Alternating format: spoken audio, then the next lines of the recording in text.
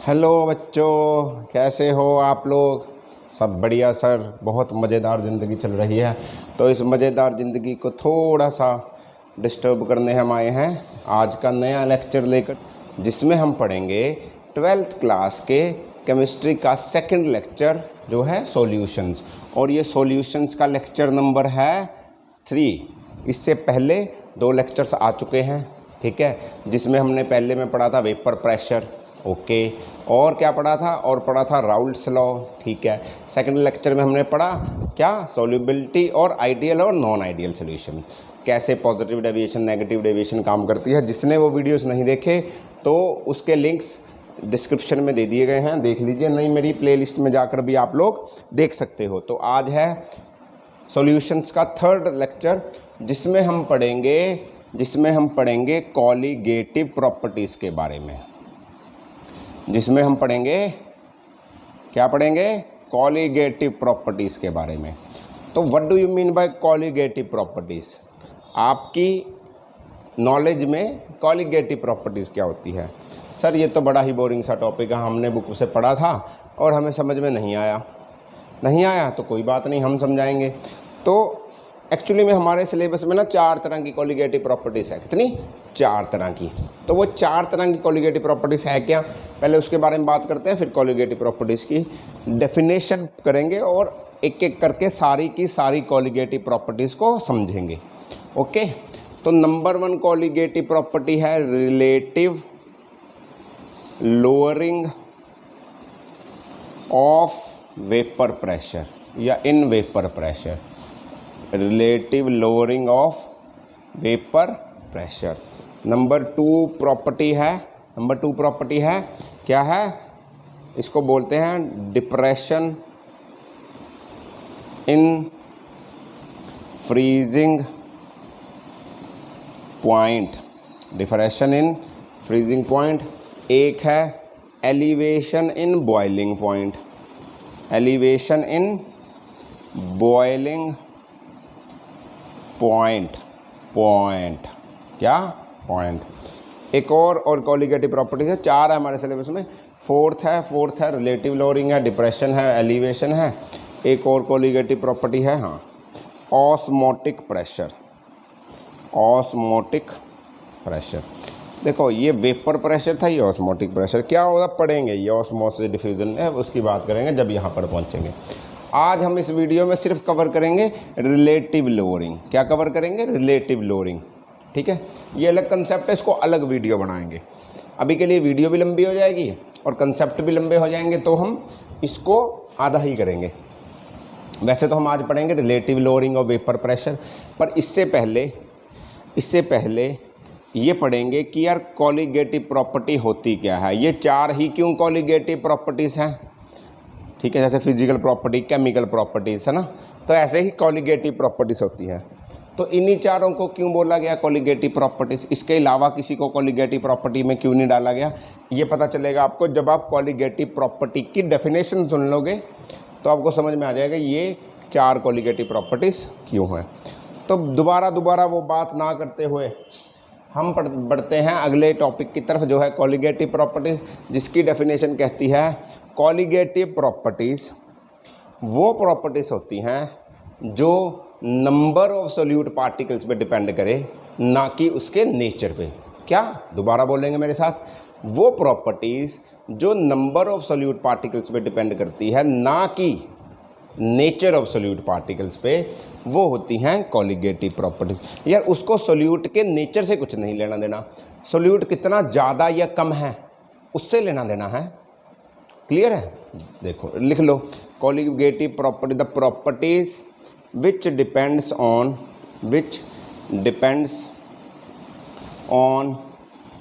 Number of solute particles. Point to be noted my lord, number of solute particles, not solvent particles, number of solute particles, but do not depend on nature of solute particles। यार उसको nature of solute particle से कोई नहीं लेना देना, उसको nature से कुछ नहीं लेना, किसके? सोल्यूट के। उसको सिर्फ सोल्यूट के कंटेंट से लेना है। कंटेंट मतलब कितने नंबर ऑफ पार्टिकल्स है। ऐसी प्रॉपर्टीज़, ऐसी चीज़ें जो नेचर के ऊपर डिपेंड करती नहीं करती और नंबर के ऊपर डिपेंड करती, उसको बोलते हैं कॉलिगेटिव प्रॉपर्टीज़। उनमें से पहली ऐसी चीज़ है वो है relative lowering of vapour pressure. Relative lowering of vapour pressure. इस relative lowering of vapour pressure को कैसे समझोगे? इसको समझोगे ऐसे, इसको समझोगे ऐसे। कैसे? इसमें हम ऐसा बोलेंगे कि हम ना एक सॉल्यूशन ले रहे हैं, हम एक सॉल्यूशन ले रहे हैं जिसमें एक सॉल्यूट और एक सॉल्वेंट, जिसमें एक सॉल्यूट और एक सॉल्वेंट होगा। ऐसे तो बनता है solution, solute plus solvent is equal to solution. बिल्कुल सर, ऐसे ही बनता है। ए सॉल्यूट, बी सॉल्वेंट और ए बी एक बना सॉल्यूशन। सही है।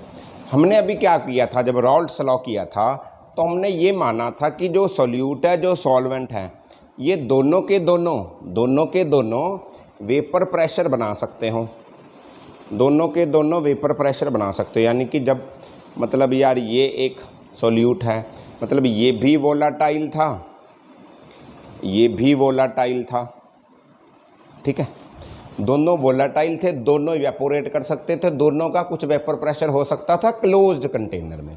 ओपन कंटेनर में पॉसिबल नहीं है वेपर प्रेशर, ठीक है। जिसने नहीं देखा है लेक्चर दोबारा जाकर देखे, समझ में आ जाएगा, ठीक।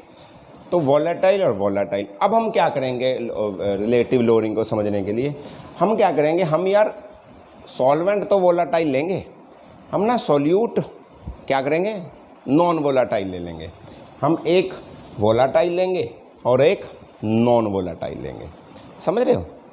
समझ में आई बात? यार एक कंपोनेंट सोल्यूशन का वोलेटाइल होगा और एक नॉन वोलेटाइल होगा। सर उससे क्या होगा? उससे क्या होगा? उससे ये होगा, मान लो कि ए कंपोनेंट है, मान लो सॉल्वेंट है ये, ठीक है, बदल सकता हूँ मैं, पीछे सॉल्यूट सॉल्वेंट कुछ भी था देख लेना। और ये सॉल्यूट है, ये जो है ये तो वोलेटाइल लिया मैंने और ये लिया नॉन वोलेटाइल और इनसे एक सॉल्यूशन बना दिया। अब सर नॉन वोलेटाइल कौन कौन होंगे? या नॉन वोलेटाइल ही होते हैं यूरिया। यूरिया क्या होता है? यूरिया क्या होता है? यूरिया का फॉर्मूला याद रखो, NH2CO NH2। बहुत बात करेंगे यूरिया की, बहुत ज़्यादा न्यूमेरिकल में यूरिया आएगा, ठीक है। ग्लूकोज, सुक्रोज, सुक्रोज, ये सारे के सारे क्या हैं? क्या हैं? नॉन वोलेटाइल हैं। ये क्या हैं? Non volatile. Non volatile. तो वोलेटाइल क्या हो? कुछ भी हो, वाटर हुआ यार, H2SO4 हुआ यार, HCl हुआ यार, एसीटोन हुआ यार, कुछ भी हो जाए जो इवेपोरेट कर सके यार, वो वोलेटाइल है। तो मैंने एक सॉल्वेंट ले लिया वाटर और एक इसमें से यूरिया उठा लिया मान लो, ठीक है, नॉन वोलेटाइल। यार नॉन वोलेटाइल दोबारा बोल रहा हूँ, वो कंपाउंड होते हैं जो ज़्यादातर सॉलिड होंगे। सॉलिड्स होंगे तो उड़ नहीं पाएंगे, इवेपोरेट नहीं पाएंगे, लिक्विड्स इवेपोरेट कर जाती है। ये सारे सॉलिड फॉर्म में मिलते हैं, याद होगा अगर आपको, ठीक है। तो ये हमारा बात नहीं है, हम बात करेंगे कि एक वोलेटाइल एक नॉन वोलेटाइल, इसका वेपर प्रेशर क्या होगा जब ये सॉल्यूशन बनाएंगे, तो वेपर प्रेशर क्या होगा। ये जब दोनों सॉल्यूशन बना रहे, दोनों वोलेटाइल थे, तो वेपर प्रेशर कैसे निकल रहा था? फॉर्मूला किया था PT, partial pressure of A plus partial pressure of B। Partial pressure of A क्या था? रॉल्ड्स लॉ से किया था, B क्या था? वो भी रॉल्ड्स लॉ से किया, दोनों को ऐड कर दिया था। अब मैं मानता हूँ कि एक वोलेटाइल है और एक नॉन वोलेटाइल है, मैंने इनको मिक्स कर दिया, मैंने इनको मिक्स कर दिया, तो इसमें मिक्स हुए। यार देखो, जब ये था एक अकेला ए, प्योर ए जो कि है वोलेटाइल, इसका प्रेशर बताओ, वेपर प्रेशर क्या होगा? P0A होगा यार, प्योर ए है ना, प्योर ए है। PA तो ये था कि जब A और B मिक्स हो रहे थे तो उसमें अकेले A का क्या था, याद होगा, ठीक है। अब B का क्या होगा? अरे B तो इवेपोरेट ही नहीं हो सकता, इसका तो कुछ भी वेपर प्रेशर नहीं होगा, नहीं होगा। हमने क्या किया? A और B को मिक्स कर दिया, हमने क्या किया? A और B को मिक्स कर दिया। अब A और B इसमें मिक्स हो गए। अच्छा मुझे बताओ कि जो इसका वेपर प्रेशर होगा, इस सॉल्यूशन का वेपर प्रेशर, वो किसके इक्वल होगा? अरे वो होगा PA के इक्वल होगा। तो किसके इक्वल? PT टोटल क्या होगा? PA और PB के इक्वल, याद होगा, partial pressure of B। But यार B तो नॉन वोलेटाइल है, इवेपोरेट हो ही नहीं सकता, इवेपोरेट नहीं हो सकता तो कोई भी प्रेशर नहीं बना सकता। तो इस सोल्यूशन का प्रेशर किस पे डिपेंड करेगा? सिर्फ A पे।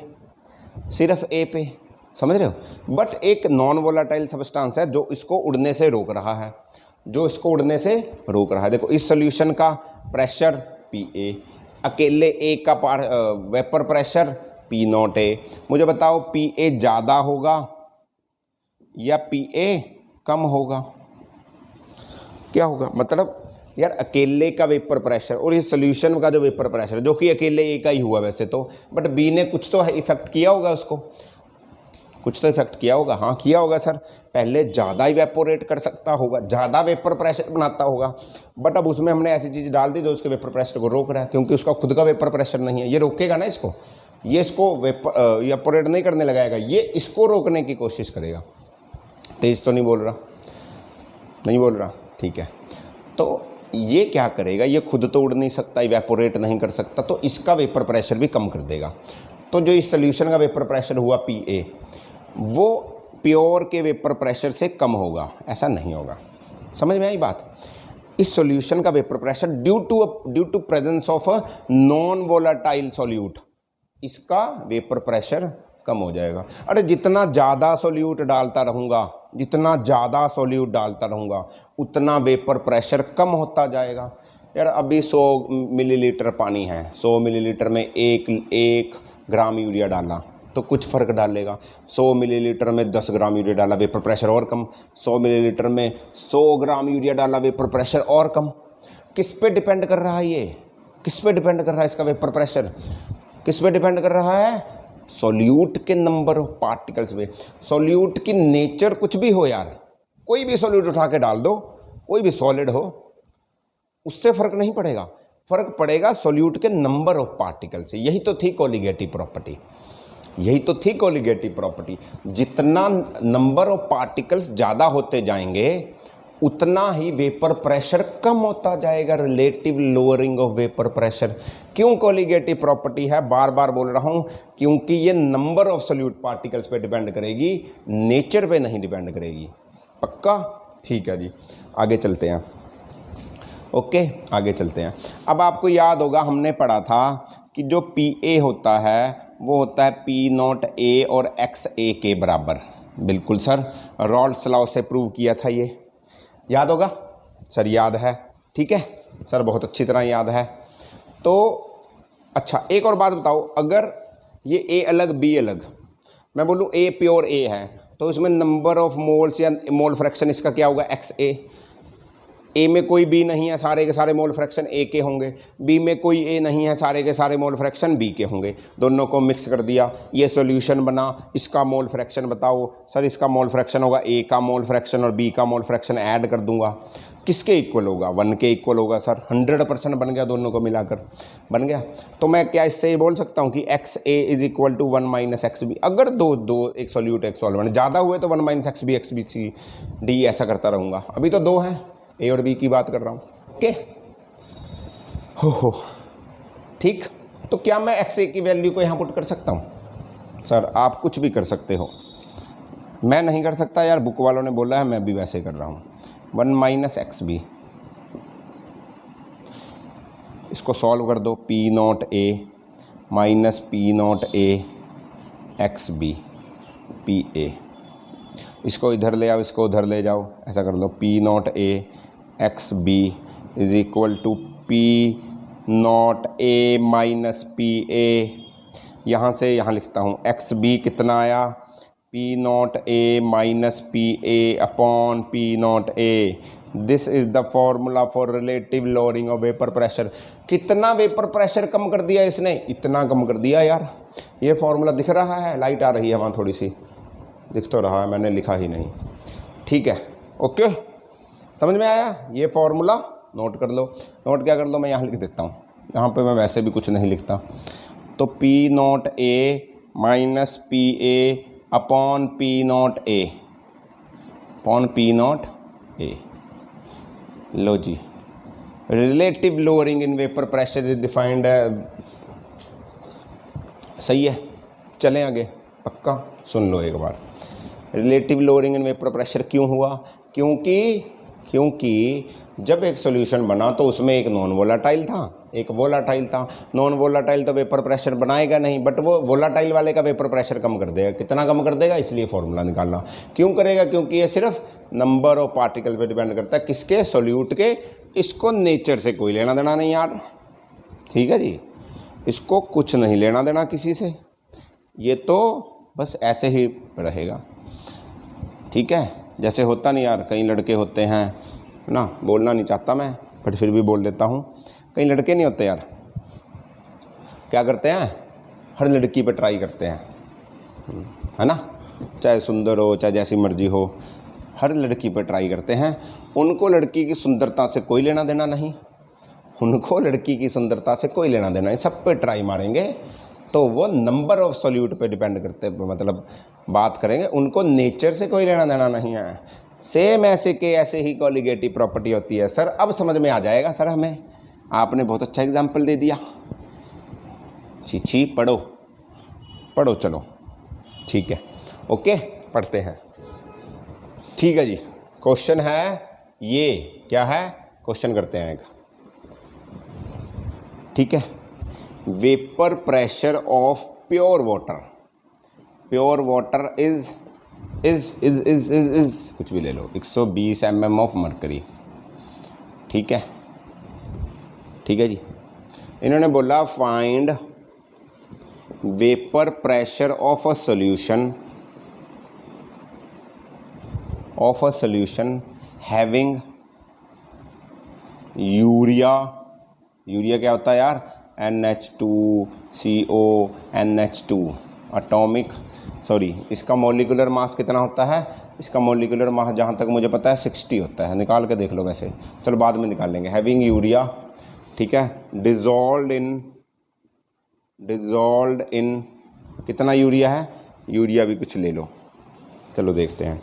Dissolve in 72 grams of water,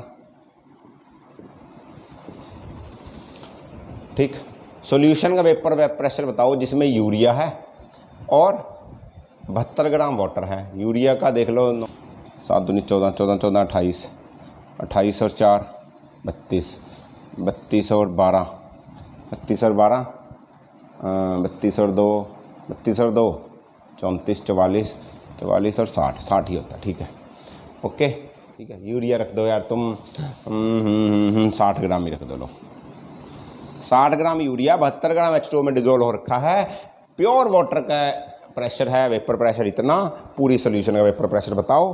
तो गिवन क्या क्या है, नोट कर लो। P0 A गिवन है, अगर ये सॉल्वेंट है, ठीक है, A इज सॉल्वेंट जो वाटर है, तो वो गिवन है 120 mm, ठीक, ओके। और क्या गिवन है हमें, और क्या गिवन है हमें मास गिवन है यूरिया का, इसका मास गिवन है, ठीक है। फॉर्मूला सर वो लगाएंगे हम, क्या लगाएंगे, वो हमें निकालना vapour pressure of solution, vapour pressure of solution. कैसे निकाल लोगे वेपर प्रेशर ऑफ सॉल्यूशन यार, पहले तो PA निकाल लोगे, ठीक है, फिर PB निकाल लोगे। नहीं सर ऐसा क्यों करेंगे, ऐसा इसलिए नहीं करेंगे, अरे यूरिया एक नॉन वोलाटाइल सॉल्यूट है, नॉन वोलाटाइल, ये नहीं उड़ेगा, ये नहीं उड़ेगा, ये नहीं वेपोरेट करेगा, ये तो वाटर की वेपोरेशन भी कम कर देगा, वाटर का वेपर प्रेशर भी कम कर देगा। यानी सॉल्यूशन में किसका टोटल प्रेशर होगा, PA ही रहेगा, हमें PA निकालना है, समझ में आई बात। हमें PA और PB निकाल कर उसको ऐड नहीं करना कि PT सॉल्यूशन का टोटल प्रेशर होगा, नहीं, क्योंकि नॉन वोलाटाइल है यार, ये अभी तो किया, ये क्या है, नॉन वोलाटाइल। ये क्या करेगा, ना खुद उड़ेगा ना तुम्हें उड़ने देगा। हाँ हम तो डूबेंगे सनम, तुम्हें भी ले डूबेंगे, ठीक है। तो ये खुद भी डूब जाएगा, मतलब उड़ेगा नहीं। तो उड़ेगा नहीं तो क्या किया इसने, प्योर वाटर का वेपर प्रेशर इतना था, बस अब कुछ कम हो जाएगा, ये पूरी सॉल्यूशन का PA होगा, क्योंकि B का तो कुछ है ही नहीं। तो हमें वो सॉल्यूशन का PA ही निकालना है, हमारे लिए PA ही सॉल्यूशन का वेपर प्रेशर है। क्यों सर, क्योंकि सर इसलिए क्योंकि ये ही सॉल्यूशन का वेपर प्रेशर है यार। सॉल्यूशन में B तो कोई वेपर प्रेशर बना ही नहीं रहा, सॉल्यूशन में ये होना था ना PA plus BB, but B का तो कोई वेपर प्रेशर होगा ही नहीं, ये नॉन वोलाटाइल है। तो सॉल्यूशन का किसके इक्वल हुआ, PA के इक्वल ही तो हुआ ना, हुआ। हाँ जी समझ में आया, ठीक है सर, अब समझ में आ गया। तो हमें क्या चाहिए, पी ए तो निकालना, पी नॉट ए पता है, हमें एक्स बी चाहिए। एक्स बी क्या होता है, एक्स बी होता है number of moles of B divided by total number of moles, यानी कि ए के और बी के। सही है। अब ए के और बी के मोल्स निकाल लो। एन ए कौन है यार, ए है वाटर, ये है ए और ये है बी। सही है, ये है ए ये है बी। एन के मोल्स निकाल लो। कैसे निकाल लेंगे, गिवन मास, गिवन है क्या, हाँ गिवन है 72 और इसका मास होता है 18 मोलिकुलर मास, तो इसके मोल आए 4। एन बी निकाल लो, एन बी के मोल्स आए, एन बी के कितने आए, गिवन मास कितना है 60 और ये भी कितना है 60, तो इसके मोल्स आए 1। समझ में आया सर, आया। अब निकाल दो एक्स बी कितना आएगा, एन बी है 1/1 + 4, तो कितना आया 1/5। तो ये क्या आया 1/5 = 120 - पी ए अपॉन 120। 5 2 ज़ा 10, 5 4 ज़ा 20। तो पी ए = पी ए इधर आ जाएगा, 24 उधर जाएगा, ठीक है, तो इधर जाके माइनस होगा। 120 - 24 कितना आया, पी ए कितना आया 96 mm ऑफ मरकरी। अरे देखो पी नॉट ए ज़्यादा है, पी ए कम है, क्योंकि यार सॉल्यूट ने इसका वेपर प्रेशर कम कर दिया, क्योंकि वो खुद भी नहीं उड़ रहा, इसको भी नहीं उड़ने दे रहा। समझ में आ रहा है सर, कुछ तो आ रहा है, ठीक है, ओके। चलें आगे, चलो सर कहीं चलते रहो, ठीक है जी, चलें, चलो सर चलो। तो एक और क्वेश्चन करते हैं। मार्कर ख़राब हो गया, फिर ये इंक ही ख़राब है, ठीक है। एक और क्वेश्चन करते हैं। क्वेश्चन लिखिए, vapour pressure, question number 2, vapour pressure of water is 17.51 mm of mercury. सही है। Lowering of vapour pressure of sugar solution, lowering of vapour pressure of a sugar solution is equal to 0.0614 mm. Calculate number 1 relative lowering of vapor pressure, ठीक है। Number 2 vapour pressure of solution. Number 3 है मोल fraction of water. ठीक है जी, जल्दी से question करें, आपको time दिया जाता है 1, 2 और 3 मिनट का, जल्दी करिए, ठीक है जी। करें, हो गया सर। करते हैं, पहला करते हैं relative lowering of vapour pressure. पहला क्या करेंगे, relative lowering of vapour pressure निकाल लेंगे और उसके बाद करेंगे ये, ठीक है, ओके। करो relative lowering of vapour pressure. देखो गिवन क्या है, गिवन है पी नॉट ऑफ ए मान लो इसको कितना है 17.51, और lowering of sugar solution given है यार। शुगर सोल्यूशन में लोअरिंग गिवन है यार। शुगर सोल्यूशन में क्या होगा, वाटर होगा और शुगर डाल दी होगी। शुगर क्या उड़ सकती है, अरे यार सॉलिड है शुगर, कैसे उड़ेगी। तो यानी कि ये जो गिवन है ना यार, ये गिवन है P not A minus P A is equal to 0.0614। ये रिलेटिव लोअरिंग तो निकालनी है, ये लोअरिंग ऑफ वेपर प्रेशर सिर्फ शुगर सोल्यूशन का गिवन है। समझ में आया, ये गिवन है। तो इससे मोल फ्रैक्शन निकाल लो यार, लो मोल फ्रैक्शन निकाल लो। इससे क्या निकाल लो, मोल फ्रैक्शन। चलो मोल फ्रैक्शन तो एंड में निकाल लेंगे, पहला हमें क्या निकालना है, पहले क्या निकालना है, हमें पहले निकालना है relative lowering of vapour pressure. Relative lowering of vapour pressure ये रखो, ये फॉर्मूला उसमें और उसमें रखो, तो क्या आएगा 0.0614 डिवाइडेड बाई 17.51 क्या आएगा 0.00351, ऐसा कुछ आएगा। मेरे को याद है आंसर, तुम कैलकुलेशन करना, सही है। इसकी ये यहाँ रखा, आंसर आ गया। रिलेटिव लोअरिंग का फॉर्मूला यही तो होता है, आ गया। दूसरा क्या निकालना था, और क्या निकालना था यार, और निकालना था वेपर प्रेशर ऑफ सॉल्यूशन। दूसरा पार्ट था वेपर प्रेशर ऑफ सॉल्यूशन निकाल लो। वेपर प्रेशर ऑफ सॉल्यूशन क्या होता है, ये होता है वेपर प्रेशर ऑफ सॉल्यूशन यार। तुम्हें ये पता है, ये पता है, इसकी वैल्यू निकाल लो। इसकी जगह वैल्यू रखो कितनी कितनी, ये रही, यही रखोगे ना, 17.51 minus P A is equal to 0.0614। तो पी ए कितना आएगा, इधर आगे माइनस हो जाएगा, उधर चला जाएगा, तो 17.51 में से 0.0614 माइनस करो, 10 में 4 गए 6, 10 में से 4 गए 6, 9 में से 1 गए 8, 10 में 6 गए 4, 17.44, 17.449 मिलीमीटर ऑफ मरकरी। क्या आया सॉल्यूशन, एक्स बी निकाल दो, X B mole fraction of, sorry A mole fraction of क्या, वाटर का निकालना है, यानी कि एक्स ए निकालना है। कैसे निकाल लोगे, number of moles of a upon number of moles of b upon total b a, ऐसा निकाल लोगे, नहीं निकाल लोगे ऐसा। अरे यार इसका वेट तो गिवन नहीं है, तो यहाँ नंबर ऑफ मोल्स कैसे निकाल लोगे, given mass upon molecular mass तुम्हें पता है। इसको क्या करो, सिंपल कंसेप्ट, इतना करने की जरूरत नहीं यार। X A plus X B is equal to 1 होता है 1। तो एक्स ए कितना होगा यार, 1 माइनस एक्स बी। यार एक्स बी हम निकाल चुके हैं, इसको 1 माइनस कर दो, 0.00335 कितना आएगा, ये आएगा 0.9965। क्या आया, एक्स ए। लो जी, हो गया, मोल फ्रैक्शन आ गया, और क्या चाहिए। ठीक है जी, आगे चलें। मार्कर भी खराब कर दिया इस इंक ने यार, ये इंक ही नहीं ले गया नहीं आगे से। ठीक है जी, ठीक है जी।